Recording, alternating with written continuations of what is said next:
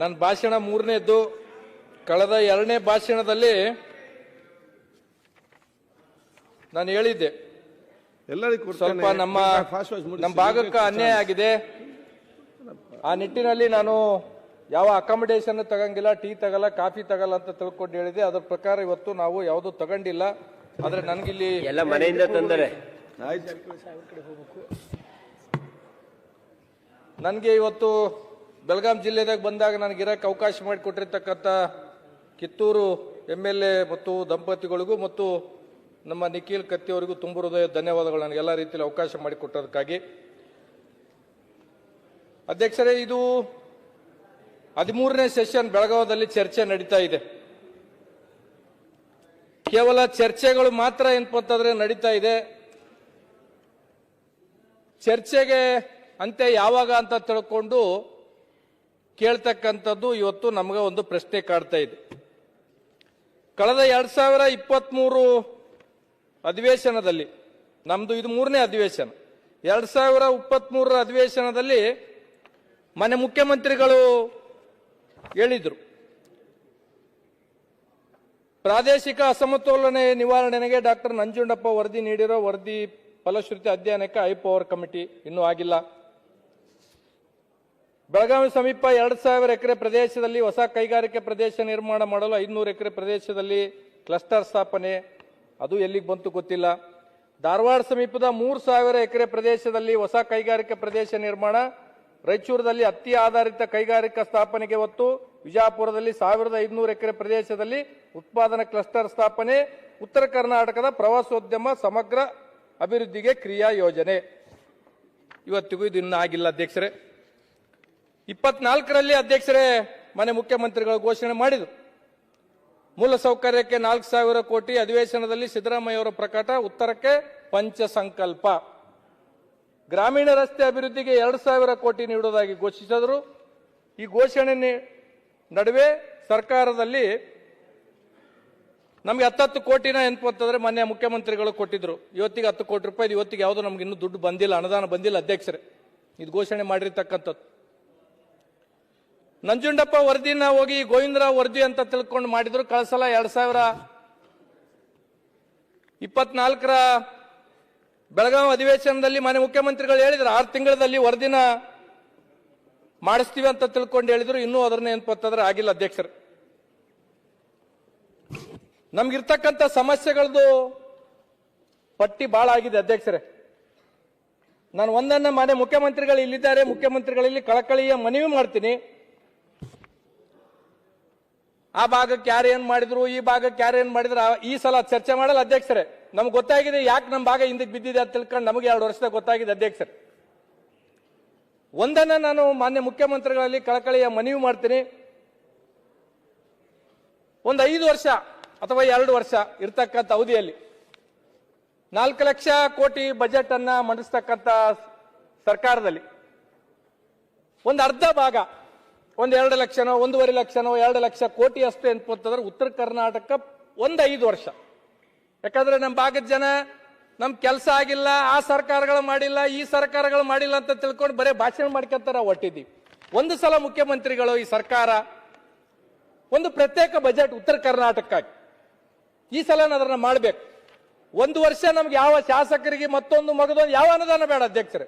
1 ವರ್ಷ ಎಜುಕೇಶನ್ಗಾಗಿ ಇಟ್ಬಿಡ್ರಿ, 1 ವರ್ಷ ಹೆಲ್ತ್ಗಾಗಿ ಇಟ್ಟುಬಿಡ್ರಿ, 1 ವರ್ಷ ಎಲ್ಲ ಇರಿಗೇಷನ್ಗಾಗಿ ಇಟ್ಟುಬಿಡ್ರಿ, 1 ವರ್ಷ ಕುಡಿಯೋ ನೀರಿಗಾಗಿ ಇಟ್ಬಿಡ್ರಿ, ಇನ್ನ 1 ವರ್ಷ ಇನ್ಫ್ರಾಸ್ಟ್ರಕ್ಚರ್ಗೆ ಇಟ್ಬಿಡ್ರಿ. ಇದನ್ನ ನಾನು ಕಳಕಳಿಯಾಗಿ ಮುಖ್ಯಮಂತ್ರಿಗಳಲ್ಲಿ ಮನವಿ ಮಾಡ್ತಕ್ಕಂಥದ್ದು. ಏನಾಗಿದೆ ಅಧ್ಯಕ್ಷರೇ ಅಂತಂದ್ರೆ, ಈಗ ಎಜುಕೇಶನ್ಗೆ ಬರ್ತೀವಿ ಅಧ್ಯಕ್ಷರು. KPS ಶಾಲೆಗಳನ್ನ ಮಾಡಿರ್ತಕ್ಕಂಥದ್ದು ಸರ್ಕಾರ ನಾವು ಸ್ವಾಗತ ಮಾಡ್ತೀವಿ. ಅಲ್ಲಿ ಇಂಗ್ಲಿಷ್ ಟೀಚರ್ಸ್ ಬೇಕು ಅಧ್ಯಕ್ಷರೇ. ಕನ್ನಡ ಟೀಚರ್ಸ್ ಹೋಗಿ KPS ಶಾಲೆಗೆ ತಗೊಂಡ್ರೆ ಹೆಂಗಾಗುತ್ತೆ? ಈಗ ಇನ್ನೊಂದು ಏನಾಗಿದೆ ಅಧ್ಯಕ್ಷರೇ ಅಂದ್ರೆ, ಮಾನ್ಯ ಶಿಕ್ಷಣ ಸಚಿವರು ಒಂದು 78 ಸ್ಟೇಟ್ಮೆಂಟ್ ಇದೆ ಅಧ್ಯಕ್ಷರು, ತಗೊಂಡ್ಬಂದಿದ್ದೀನಿ. 78 ಸ್ಟೇಟ್ಮೆಂಟ್ ಕೊಟ್ಟಿದ್ದಾರೆ ಇಲ್ಲಿವರೆಗೂ. ಐತಿಹಾಸಿಕ ತೀರ್ಮಾನ, ಶಿಕ್ಷಕರನ್ನ ನೇಮಕ ಮಾಡ್ತೀವಿ. ಆ ಐತಿಹಾಸಿಕ ತೀರ್ಮಾನದ ಐತಿಹಾಸಿಕ ದಿನ ಯಾವಾಗ ಬರುತ್ತೆ ಅಧ್ಯಕ್ಷರೇ? ನಮ್ಮ ಭಾಗದಾಗ ಅಧ್ಯಕ್ಷರೇ ಶಿಕ್ಷಕರು ಇಲ್ಲಾರದು ಪ್ರತಿ ಸಲನು ಪ್ರತಿ ಹಿರಿಯರು ಕಿರಿಯರು ನಾವು ಅದನ್ನೇ ಮಾತಾಡ್ತಕ್ಕಂಥದ್ದು. ಅನೇಕ ಸಲ ನಾವು ಹೇಳಿರ್ತಕ್ಕಂಥದ್ದು, ಶಾಲೆ ಕಟ್ಕೊಂಡಿವಿ ಮಾಸ್ತರ್ದಾರಿಲ್ಲ, ದವಾಖಾನೆ ಕಟ್ಕೊಂಡಿವಿ, ಡಾಕ್ಟರ್ದಾರಿಲ್ಲ. ಇದು ನಮ್ಮ ಭಾಗದ ಪರಿಸ್ಥಿತಿ ಅಧ್ಯಕ್ಷ.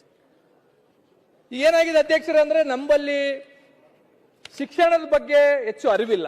ಅರಿವು ಮೂಡಿಸ್ತಕ್ಕಂಥ ಕೆಲಸ ಶಿಕ್ಷಣ ಇಲಾಖೆಯಿಂದ ಆಗ್ಬೇಕಾಗಿತ್ತು. ಇವತ್ತು ಎಷ್ಟೋ ಜನ ಮಕ್ಕಳು ಏನ್ಪಂತಂದ್ರೆ ನಮ್ಮಲ್ಲಿ 5ನೇದು 6ನೇದು ಓದ್ತಕ್ಕಂಥ ಶಾಲೆಗೆ ಓದ್ತಕ್ಕಂಥ ಮಕ್ಕಳು ಏನ್ಪಂದ್ರೆ ಲೇಬರ್ ಕೆಲಸಕ್ಕೆ ಹೋಗ್ತಾರ. ಲೇಬರ್ ಡಿಪಾರ್ಟ್ಮೆಂಟ್ ಇವತ್ತಿಗೂ ಯಾದಗಿರಿ ಜಿಲ್ಲೆದಾಗ ಒಂದು ಏನ್ಪಂತಂದ್ರೆ FIR ಮಾಡಿಲ್ಲ. ನಮ್ಮ ಭಾಗದಾಗ ಅನ್ಪ ಒಂದು ಅವೇರ್ನೆಸ್ ಕಾರ್ಯಕ್ರಮನ ಮಾಡಬೇಕಾಗಿತ್ತು ಅಧ್ಯಕ್ಷರು. ಇವತ್ತು ಸಣ್ಣ ಸಣ್ಣ ಮಕ್ಕಳು ಶಾಲೆಯಲ್ಲಿಂದ ಎಷ್ಟೋ ಜನ ಎಂತಂದ್ರೆ ಪ್ರತಿ ವರ್ಷ ಶಾಲೆ ಬಿಡ್ತಾ ಇದ್ದಾರೆ. ಅದಕ್ಕೇನ್ ಕಾರಣ?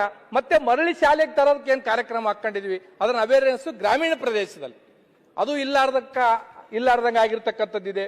ಇವತ್ತು ಒಂದನ್ನ ನಮ್ಗೆ ಯಾರೋ ಬಂದು ಹೇಳ್ತಾ ಇದ್ರು, ಶಿಕ್ಷಕರು ಡಿಗ್ರಿ ಕಾಲೇಜ್ ಲೆಕ್ಚರ್ಗೆ ಏನ್ಪಡ್ತಾರೆ ಒಂದು 6,000 ಶಿಕ್ಷಕರು ಏನ್ಪಡ್ತಾರೆ ಸುಪ್ರೀಂ ಕೋರ್ಟ್ ಆರ್ಡರ್ಲಿಂದ ಅತಂತ್ರವಾಗಿದ್ದಾರೆ. ಅವ್ರಿಗೇನಾದ್ರೂ ಶಾಶ್ವತವಾಗಿ ಸರ್ಕಾರ ಏನಾದ್ರೂ ಮಾಡ್ಬೇಕಾಗ್ತದೆ. ದಿನನಿತ್ಯ ಶಾಸಕರಿಗೆ ಮಂತ್ರಿಗಳಿಗೆ ಮನೆಗಳಿಗೆ ಬರ್ತಾರೆ, ಮನವಿ ಪತ್ರನ ಅವ್ರು ಸಲ್ಲಿಸ್ತಾರೆ. ಅದನ್ನೊಂದು ದಯಮಾಡಿ ಸರ್ಕಾರ ಮಾಡ್ಬೇಕಂತ ತಿಳ್ಕೊಂಡು ಹೇಳ್ಬೇಕಾಗಿತ್ತು ಅಧ್ಯಕ್ಷರೇ. ನಾವು ಒಂದನ್ನ ಮನವಿ ಮಾಡ್ತಕ್ಕಂಥದ್ದು ಅಧ್ಯಕ್ಷರು, ಇವತ್ತು ಮನೆ ಮುಖ್ಯಮಂತ್ರಿಗಳು ಇಲ್ಲಿದ್ದಾರೆ. ಆರೋಗ್ಯ ಇಲಾಖೆದ ಬಗ್ಗೆ ನಮ್ಮ ತಂದೆಯವರು ಇರುವಾಗ ಮಾನ್ಯ ಮುಖ್ಯಮಂತ್ರಿಗಳು ಒಂದ್ಸಲ ಫೋನ್ನಲ್ಲಿ ಮಾತಾಡಿ ಹೇಳಿದ್ರು, ನಾಗನಗೌಡ್ರೆ ನಾನು ಇರುವಾಗ ಗುರುಮಿಟ್ ಕಾಲಿಗೆ ಒಂದು 100 ಬೆಡ್ ಆಸ್ಪತ್ರೆ ಕೊಡ್ತೀನಿ ಅಂತ ತಿಳ್ಕೊಂಡು ಮಾನ್ಯ ಮುಖ್ಯಮಂತ್ರಿಗಳು ಹೇಳಿದ್ರು. ಮಾನ್ಯ ಮುಖ್ಯಮಂತ್ರಿಗಳಿಗೂ ಗೊತ್ತು, ಇವತ್ತು ನಮ್ಮ ತಂದೆಯವರು ಇಲ್ಲ, ದಯಮಾಡಿ ಅದೊಂದು 50 ಬೆಡ್ಡಿಗೆ ಇದ್ದುದು 100 ಬೆಡ್ ತಾವಿದ್ದೀರಂತ ಇಲ್ಲಿ ಮನವಿ ಮಾಡ್ತಾ ಇದ್ದೀನಿ ಸರ್. 50 ಬೆಡ್ ಇದ್ದುದು 100 ಬೆಡ್ಡಿಗೆ ಅದೊಂದು ಮಾಡಿ ಕೊಡ್ಬೇಕಂತ ತಿಳ್ಕೊಂಡು ಮನವಿ ಮಾಡ್ತೀನಿ ಸರ್. ನಮ್ಮಲ್ಲಿ ಏನಾಗಿದೆ ಸರ್, ಈ ವರ್ಷದಲ್ಲಿ ಇಡೀ ರಾಜ್ಯದಲ್ಲಿ ಅತಿ ಹೆಚ್ಚು ಪೆಸ್ಟಿಸೈಡ್ ಬಳಸ್ತಕ್ಕಂಥದ್ದು ಕಲ್ಯಾಣ ಕರ್ನಾಟಕ, ಅದರಲ್ಲಿ ವಿಶೇಷವಾಗಿ ಯಾದಗಿರಿ ಮತ್ತು ವಿಜಯನಗರ ಅತಿ ಹೆಚ್ಚು ಪೆಸ್ಟಿಸೈಡ್ ಅನ್ನ ನಾವು ಬಳಸ್ತಾ ಇದ್ವಿ. ಈ ಪೆಸ್ಟಿಸೈಡ್ ಅನ್ನ ಬಳಸ್ತಕ್ಕಂಥದ್ದು ಕೃಷಿ ಇಲಾಖೆದವ್ರು ಇರ್ಬೋದು ಅಥವಾ ಸರ್ಕಾರದವ್ರು ಇರ್ಬೋದು, ಇದರಿಂದ ಏನು ಅನಾಹುತಗಳು ಆಗ್ತದಂತ ತಿಳ್ಕೊಂಡು ಇವತ್ತಿಗೂ ನಮ್ಮಲ್ಲಿ ನಮ್ಮ ರೈತರಿಗೆ ಯಾವ ತರದ ಅವೇರ್ನೆಸ್ ಕಾರ್ಯಕ್ರಮ ಕೊಟ್ಟಿಲ್ಲ. ನಮ್ಮ ಕರೆಮಕ್ಕವರು ಹೇಳ್ತಾ ಇದ್ರು, ಕ್ಯಾನ್ಸರ್ಗಳು ಬಹಳ ಆಗ್ತಾ ಇದೆ ಅಂತ. ನಮ್ಮ ಹೈದರಾಬಾದು ಮತ್ತು ಬಾಂಬೆ ಕಡೆಗೆ ಹೋದ್ರೆ ಅಧ್ಯಕ್ಷರೇ, ಹೈದರಾಬಾದ್ ಖಾಸಗಿ ಹಾಸ್ಪಿಟಲ್ನಾಗ ಕಲ್ಯಾಣ ಕರ್ನಾಟಕದ ಪ್ರತಿ ವರ್ಷ 2,000ಕ್ಕೂ ಹೆಚ್ಚು ಪೇಷಂಟ್ಗಳು ಅಡ್ಮಿಟ್ ಆಗ್ತಾ ಇತ್ತು.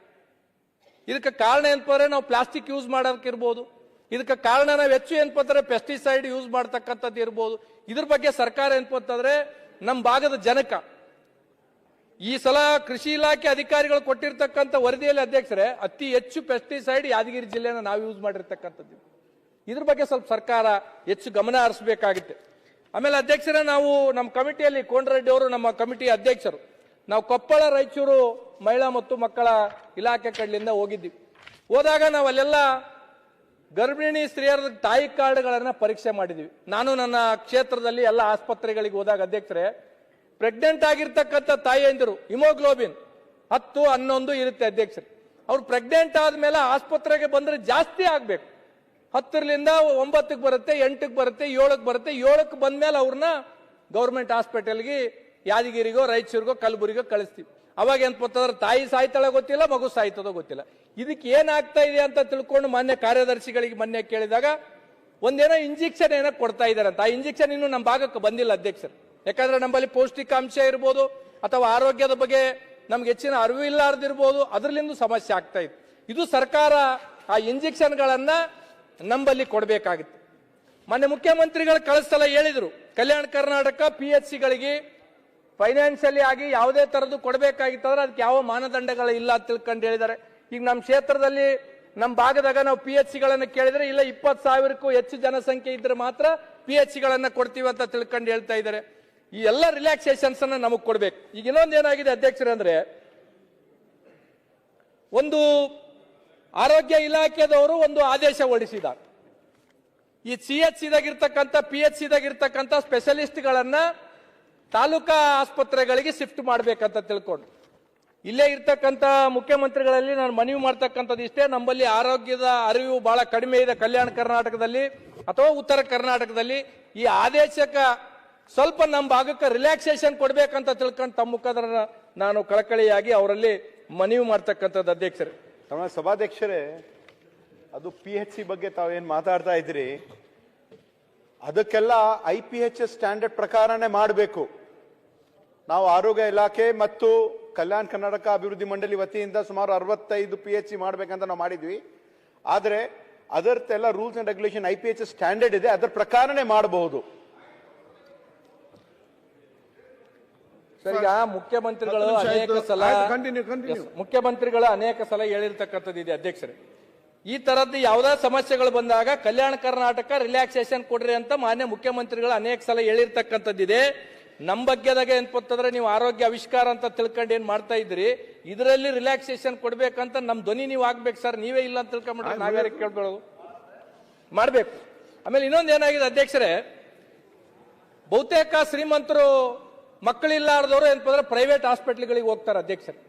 ನಮ್ಮಲ್ಲಿ ಉತ್ತರ ಕರ್ನಾಟಕ ಕಿಮ್ಸ್ನಾಗ ಸರ್ಕಾರ ಒಂದು ಶಾಂಕ್ಷನ್ ಆಗಿದೆ. ಸರ್ಕಾರದಾಗ ಬಡವರ ಮಕ್ಕಳಿಗೆ, ತಾಯಿ ಇಲ್ಲಾರ್ದಂತವರಿಗೆ, ಮಕ್ಕಳಿಲ್ಲಾರ್ದಂತ ತಾಯಿ ಅಂದಿರಿಗೆ ಸರ್ಕಾರಿ ಆಸ್ಪತ್ರೆಗೆ ಬಂದು ಫ್ರೀದಾಗ ಟ್ರೀಟ್ಮೆಂಟ್ ತಗೊಂಡು ಮಕ್ಕಳು ಮಾಡಿಸ್ಕೊಳ್ಳಿ ಅಂತ ತಿಳ್ಕೊಂಡು ಒಂದು IVF ಕೇಂದ್ರವನ್ನ ಕಿಮ್ಸ್ಗೆ ಕೊಟ್ಟಿದ್ದಾರೆ. ಆದ್ರೆ ಅದಕ್ಕೆ ಇವತ್ತಿಗೂ ದುಡ್ಡು ಬಿಡುಗಡೆ ಆಗಿಲ್ಲ. ಯಾಕಂತಂದ್ರೆ ನಮ್ಮಲ್ಲಿ ಪ್ರೈವೇಟ್ ಹಾಸ್ಪಿಟಲ್ಗಳಿಗೆ ತಾಯಿ ಅಂದ್ರೆ ಹೋದ್ರೆ ಅಧ್ಯಕ್ಷರು ಬಡವರು ಹೋಗಕ್ ಆಗಂಗಿಲ್ಲ. ಅದಕ್ಕೆ ಇದನ್ನ ಒಂದು ಸ್ವಲ್ಪ ಮಾನ್ಯ ಮುಖ್ಯಮಂತ್ರಿಗಳು ಇದಕ್ಕೆ ಒಂದಿಷ್ಟು ಗಮನ ಹರಿಸಿ ದುಡ್ಡುಗಳನ್ನ ಕೊಟ್ರೆ ಬಡ ಮಕ್ಕಳು ತಾಯಂದ್ರೆ ಅಂತಂದ್ರೆ ನೆನ್ಪಿಡ್ತಕ್ಕಂಥ ಕೆಲಸ ಆಗ್ತದೆ. ಆಮೇಲೆ ಅಧ್ಯಕ್ಷರು ಇನ್ನೊಂದು ಏನಾಗಿದೆ, ಈ NHM ಸರ್ವೆಂಟ್ಸ್ ಏನಾಗಿದೆ ಅಧ್ಯಕ್ಷರೇ, ಅವ್ರು ಸುಮಾರು 10-12 ವರ್ಷದಿಂದ ಕೆಲಸ ಮಾಡ್ತಾ ಇದ್ದಾರೆ. ಈಗ ಅವರಿಗೆ ಸರ್ಕಾರ ಏನೋ ತೆಗಿಬೇಕಂತ ತಿಳ್ಕೊಂಡು ಹೇಳ್ತಾ ಇದೆ. ಮಾನ್ಯ ಉಪಮುಖ್ಯಮಂತ್ರಿಗಳು ಸರ್ಕಾರಕ್ಕೊಂದು ಮನವಿ ಮಾಡಿದ್ದಾರೆ. ನಾವು ಕಾಂಗ್ರೆಸ್ ಸರ್ಕಾರ ಗ್ಯಾರಂಟಿಗಳಲ್ಲಿ ಘೋಷಣೆ ಮಾಡಿದೀವಿ, ಹಾಗಾಗಿ ಅಂತಂದ್ರೆ ಇವ್ರನ್ನ ಕಾಯಂಗೊಳಿಸ್ಬೇಕಂತ ತಿಳ್ಕೊಂಡು ಅನೇಕ ಜನ ಅವ್ರು ಬೀದಿಗೆ ಬಿದ್ದಿದ್ದಾರೆ. ಶಾಸಕರು ಮತ್ತು ಮಂತ್ರಿಗಳ ಹತ್ರ, ಬೇರೆ ಬೇರೆಯವ್ರ ಹತ್ರ ಬಂದು ಅಂತಂದ್ರೆ ಮನವಿ ಮಾಡ್ತಕ್ಕಂಥದ್ದು ಅಧ್ಯಕ್ಷರೇ. ಇವತ್ತು ನಮ್ಮಲ್ಲಿ ಉದ್ಯೋಗಕ್ಕಾಗಿ ಅನೇಕ ಪ್ರತಿಭಟನೆಗಳನ್ನ ಮಾಡ್ತಾ ಇದ್ದಾರೆ. ಇವತ್ತು ಧಾರವಾಡದಲ್ಲಿ ಆರಂಭಗೊಂಡಿದೆ ಅಧ್ಯಕ್ಷರೇ. ಅಲ್ಲಿಂದ ಅನೇಕ ವಿದ್ಯಾರ್ಥಿಗಳು ನಮಗೆ ಫೋನ್ ಮಾಡ್ತಾ ಇದ್ದಾರೆ, ನೀವೆಲ್ಲ ಅಧಿವೇಶನದಾಗಿದ್ರಿ, ಸರ್ಕಾರದಾಗಿದ್ದೀರಿ, ನೀವು ಮಾತಾಡ್ರಿ ಅಂತ ತಿಳ್ಕೊಂಡು. ಇವತ್ತು ಏನಾಗಿದೆ ಅಧ್ಯಕ್ಷರೇ, ನಮ್ಮ ಭಾಗದಾಗ ಈಗಾಗಲೇ ಒಂದು ಪಟ್ಟಿನ ನಮ್ಮ ಹತ್ರ ಬಂದಿದೆ ಅಧ್ಯಕ್ಷರು. ಈಗ 6 ತಿಂಗಳ ಒಂದೊಂದು ವರ್ಷಕ್ಕೆ ಅಂತಂದ್ರೆ ಧಾರವಾಡಕ್ಕೆ ಅಂತಂದ್ರೆ ಕೋಚಿಂಗ್ ಬರ್ತಾರೆ. ಕೋಚಿಂಗ್ ಮಾಡ್ಕೊಂಡು ಸಾಲ ಮುಗಿಸ್ಕೊಂಡು ಅಂತಂದ್ರೆ ಮನೆಗೆ ಹೋಗ್ಬೇಕಂದ್ರೆ ತಂದೆ ತಾಯಿ ನೀನ್ ಏನಾದ್ರು ನೌಕರಿ ಮಾಡ್ಕಪ್ಪ, ಇಲ್ಲಿ ಬಂದ್ರೆ ಅಂತಂದ್ರೆ ನಾವೇನು ಉತ್ತರ ಕೊಡ್ಬೇಕಂತ ತಿಳ್ಕೊಂಡು ಅಂತಂದ್ರೆ ಅಲ್ಲಿ ಮಕ್ಕಳಿಗೆ ಒತ್ತಡ ಆಗ್ತಾ ಇದ್ದಾರೆ. ಅವ್ರು ಸಾಲ ಸೂಲ ಮಾಡ್ಕೊಂಡ್ ಬಂದು ಇಲ್ಲಿ ಕೋಚಿಂಗು ಮುಗಿತೆ. ಅವ್ರು ಕೋಚಿಂಗ್ ಆದ್ಮೇಲೆ ಏನ್ ಮಾಡ್ಬೇಕಂಬುದು ಅತಂತ್ರದಾಗ ವಿದ್ಯಾರ್ಥಿಗಳಿದ್ದಾರೆ.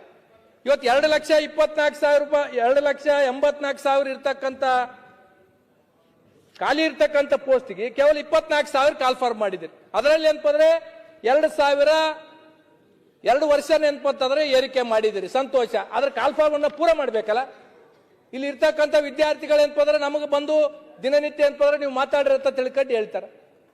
ಇದಕ್ಕೇನಾದ್ರೂ ಸರ್ಕಾರ ಗಂಭೀರವಾಗಿ ತಗೋಬೇಕಾಗುತ್ತೆ. ಇವತ್ತು ಅಧ್ಯಕ್ಷರೇ,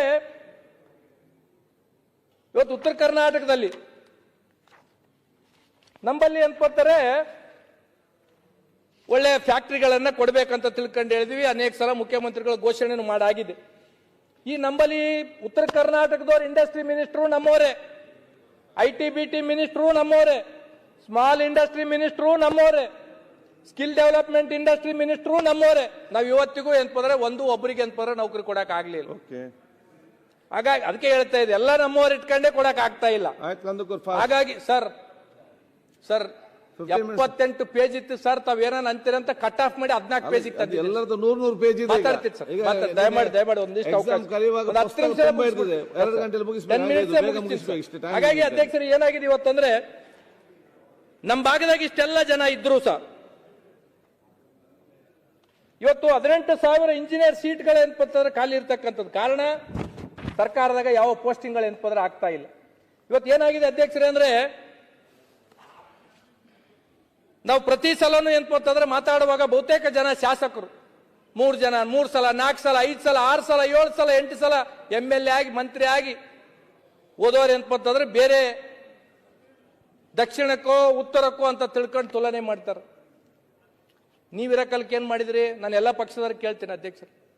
ಇವತ್ತು ನಾವು ಪ್ರತಿ ಸಲ ಇಲ್ಲಿ ಚರ್ಚೆ ಮಾಡುವಾಗ ಮೈಸೂರು ರಾಜರು ಮಾಡಿದ್ರು, ದಕ್ಷಿಣಕ್ಕೆ ಹಂಗಾಯ್ತು, ದಕ್ಷಿಣಕ್ಕೆ PHC ಹಂಗಿದೆ, ದಕ್ಷಿಣಕ್ಕೆ ಶಾಲೆಗಳು ಹಂಗಿದೆ, ದಕ್ಷಿಣಕ್ಕೆ ಅಂತಂದ್ರೆ ಫ್ಯಾಕ್ಟರಿಗಳಿದೆ, IT ಇದೆ. ಮತ್ತೆ 40-50 ವರ್ಷದಿಂದ ಎಲ್ಲ ಪಕ್ಷದವರು ಇಲ್ಲಿಂದ ಮುಖ್ಯಮಂತ್ರಿಗಳು ಆದ್ರಿ, ಉಪಮುಖ್ಯಮಂತ್ರಿಗಳು ಆದ್ರಿ, ಹಳ್ಳಿಲಿಂದ ಡೆಲ್ಲಿ ತರ ಹೋದ್ರಿ, 6, 7, 8 ಸಲ ಏನಪ್ಪಂದ್ರೆ ಮಂತ್ರಿಗಳಾದವರು ಇವತ್ತೇನಪ್ಪ ಇಲ್ಲಿ ನಮ್ಮಂತವ್ರ ಮುಂದೆ ನಿಂತ ಏನಪ್ಪ ನೀವು ಕಾಗದ ಪತ್ರಗಳು ಇಟ್ಕೊಂಡು ಭಾಷಣ ಮಾಡ್ತೀರಾ ಅಂದ್ರೆ ನಾವೇನ್ ಮಾಡ್ಬೇಕೀಗ?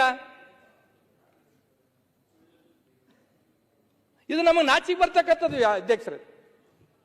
ನಾವು ಪ್ರತಿ ಸಲನೂ ಏನಪ್ಪಂತಂದ್ರೆ ಬೇರೆಯವರಿಗೆ ತುಲನೆ ಮಾಡೋದಲ್ಲ, ನಮ್ಮ ಭಾಗಕ್ಕೆ ಅಭಿವೃದ್ಧಿ ಮಾಡ್ತಕ್ಕಂಥ ಜವಾಬ್ದಾರಿ ಹೊತ್ತಕ್ಕಂಥವ್ರು ನೀವು ಮಾಡದೇ ಇರ್ತಕ್ಕಂಥದ್ದೇ ಇವತ್ತು ಜನ ನಮ್ಮನ್ನು ಕ್ಯಾಕರಿಸಿ ಹೋಗ್ತಾ ಇದ್ದಾರೆ. ಇವತ್ತು ಪ್ರತಿ ಸಲ ಅಧ್ಯಕ್ಷರೇ, ಈಗ ನಾನು ಒಂದನ್ನ ಸೌದಿ ಹಣ್ಣವ್ರದ್ದು ನಾನೊಂದು ಪ್ರಸ್ತಾಪ ಮಾಡ್ಬೇಕು. 3 ವರ್ಷ ಆಯ್ತು ಅವ್ರ ಭಾಷಣ ಕೇಳ್ತಾ ಇದ್ದೆ.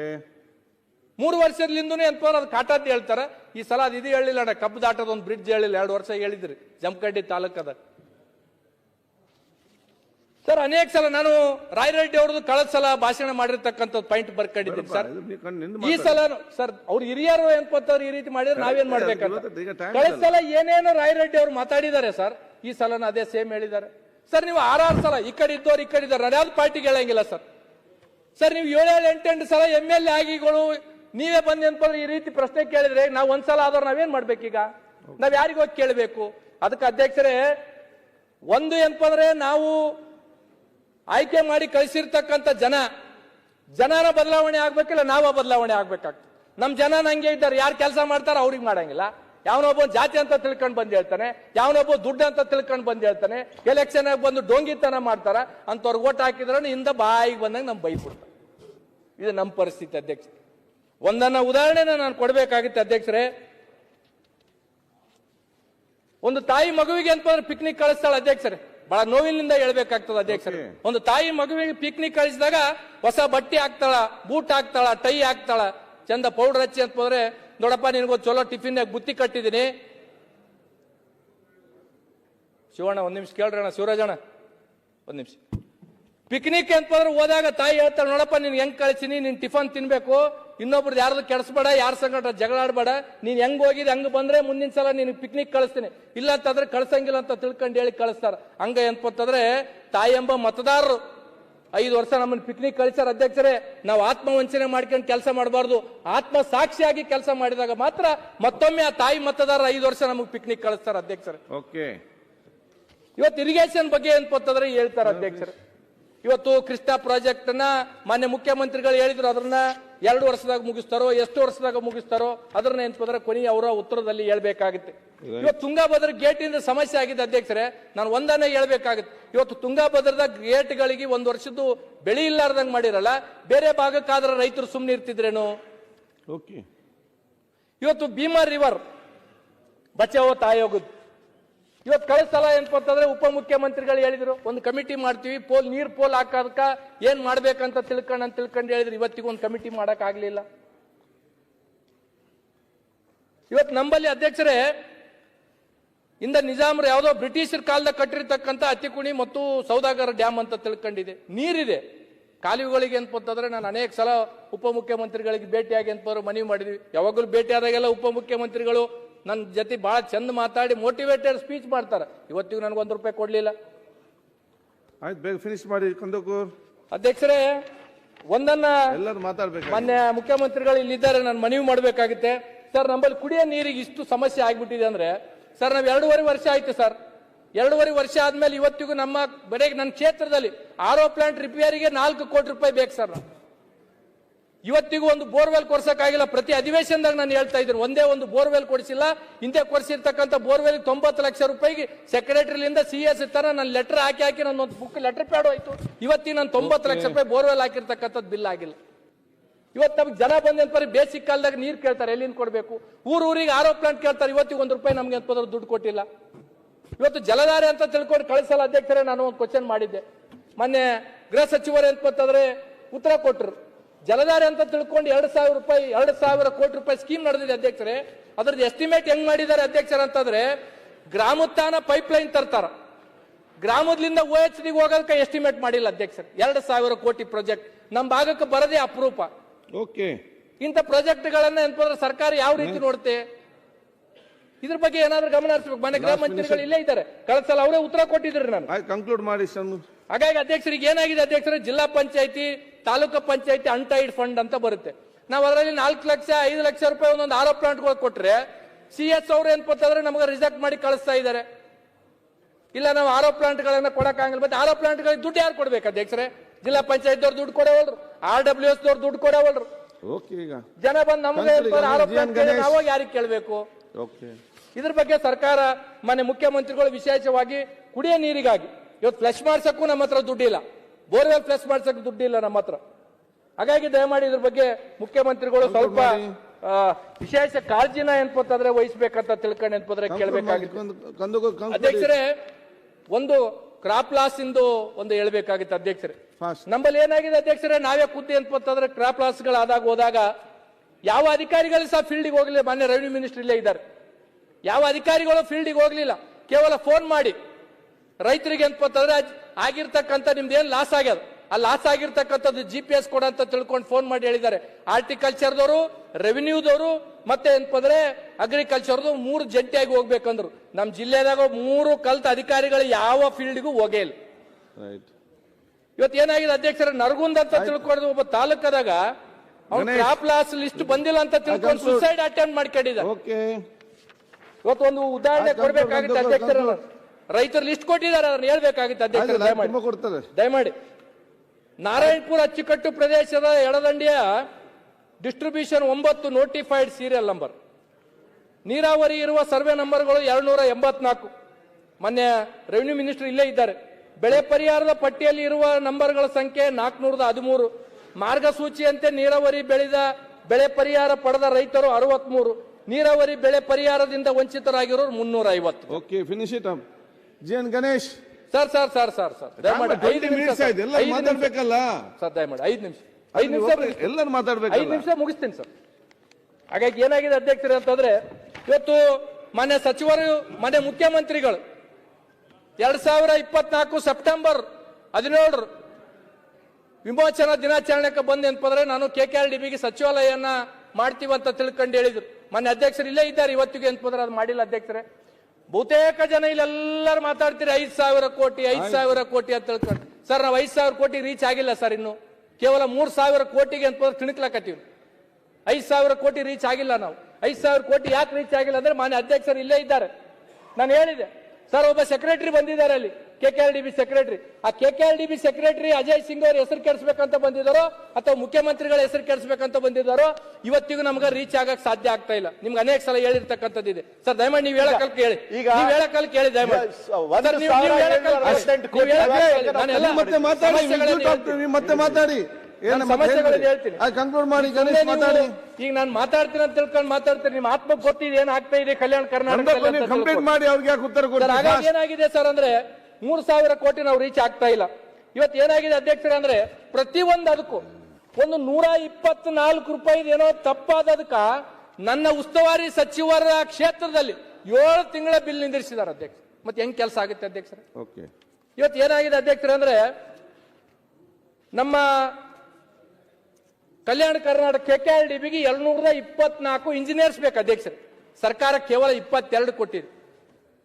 ನಮಗೆ ಮ್ಯಾನ್ ಪವರ್ ಇಲ್ಲ, ಮನಿ ಪವರ್ 5,000 ರೂಪಾಯಿ 5,000 ಕೋಟಿ ಕೊಟ್ಟಿದ್ದಾರೆ. ಈ ಭಾಗದ ಜನ BR ಪಾಟೀಲ್ ಅವರು ಬಹಳ ಡಿಸಪಾಯಿಂಟೆಡ್ ಆಗಿ ಹೇಳಿದ್ರು. ನಮ್ಗೆ ಇವತ್ತಿಗೂ 3,000 ಕೋಟಿ ರೀಚ್ ಆಗಲಾರದಕ್ಕೆ ಕಾರಣ ಅಧಿಕಾರಿಗಳು, ಯಾರ ಜನಪ್ರತಿನಿಧಿಗಳಲ್ಲ.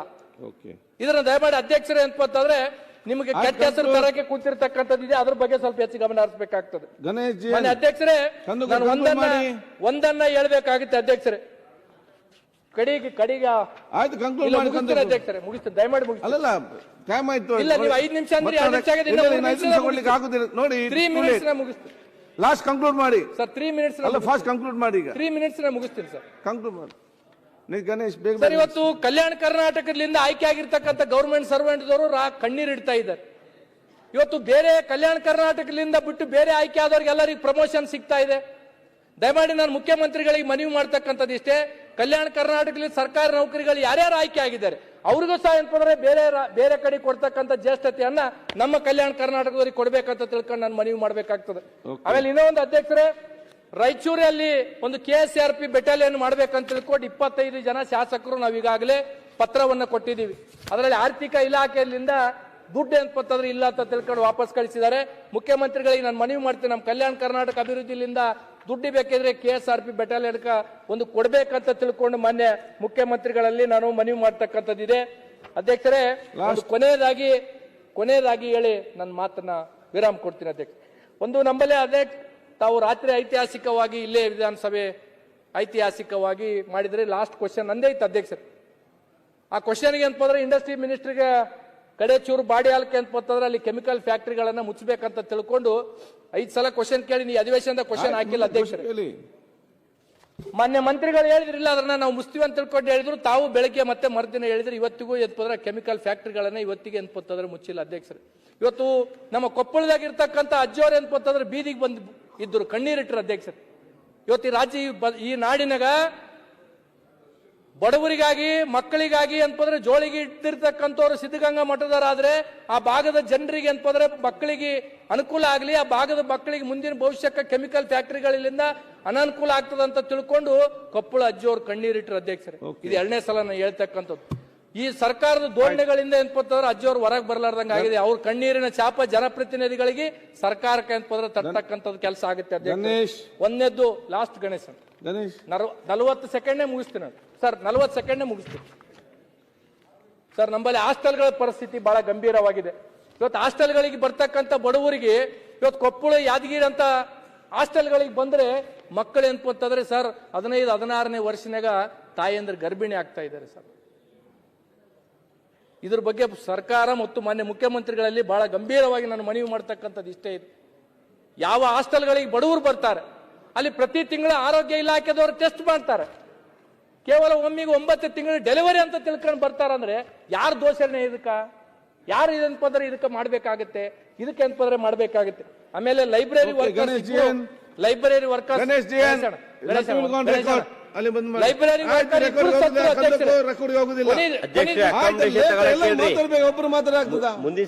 ಅಧ್ಯಕ್ಷರೇ ಲೈಬ್ರರಿ ವರ್ಕರ್ ಇಬ್ಬರು ಸತ್ರು. ಸರ್ಕಾರ ಸೌಜನ್ಯಕ್ಕೂ ಅಲ್ಲಿ ಇರ್ತಕ್ಕಂಥ ಇಲಾಖೆದವರು ಮಾತಾಡ್ಲಿಲ್ಲ. ಹಾಗಾಗಿ ನಾನು ಒಂದನ್ನ ಕೊನೆಯದಾಗಿ ನಾನು ಹೇಳ್ತಕ್ಕಂಥದ್ದು ಇಷ್ಟೇ ಅಧ್ಯಕ್ಷರೇ. ಹಿಂದೆ ಕಲ್ಯಾಣದಾಗ ಉತ್ತರ ಕರ್ನಾಟಕದಾಗ ಏನ್ಪಂತಂದ್ರೆ ಬಿದ್ದವ್ರನ್ನ ಎತ್ತಲಕ್ಕ ಬಸವಣ್ಣವ್ರು ಬಂದ್ರು. ಅಭಿವೃದ್ಧಿದಾಗ ಬಿದ್ದಿರ್ತಕ್ಕಂಥ ನಮ್ಮನ್ನ ಏನ್ಪಂತಂದ್ರೆ ಬಸವತ್ತಂತ ಸರ್ಕಾರಗಳು ಬರ್ಬೇಕಂತ ತಿಳ್ಕೊಂಡು ಹೇಳಿ ನಾನು ಒಂದು ಮನವಿ ಮಾಡ್ತಕ್ಕಂಥದ್ದು ಇಷ್ಟೇ ಇದೆ. ದಯಮಾಡಿ ಮತ್ತೊಮ್ಮೆ ಪ್ರತ್ಯೇಕ ಬಜೆಟ್ ಅನ್ನ ಮಾನ್ಯ ಮುಖ್ಯಮಂತ್ರಿಗಳು ಕೊಡ್ಬೇಕಂತ ತಿಳ್ಕೊಂಡು ಹೇಳಿ ನನ್ನ ಮಾತಿಗೆ ವಿರಾಮಿಸ್ತೀನಿ ಅಧ್ಯಕ್ಷರೇ.